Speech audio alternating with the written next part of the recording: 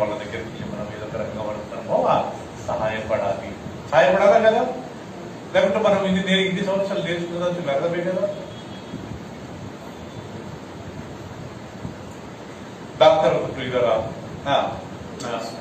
హృదయ శుద్ధి గల వారు దానిలో వారు ఎవరిని చూస్తారు అంటే అర్థం ఏంటంటే మనం అయినంత వరకు ఏ పాపం జోలికి వెళ్ళకుండా, ఎలాంటి అపవిత్రత చూడకుండా, ఎలాంటి చెడు వాటి జోలికి మనం వెళ్ళకుండా, అయినంత వరకు మనం మాట్లాడినా, మనం చూసినా, మనం విన్నా మంచిగా పరిశుద్ధమైనయే మనం చూడాలి.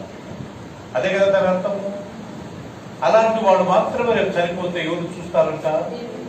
డైరెక్ట్ గా దేవుని దగ్గరికి వెళ్ళి వాడు దేవుని చూసి దేవునితో పాటు యుగ వరకు ఉంటారంట.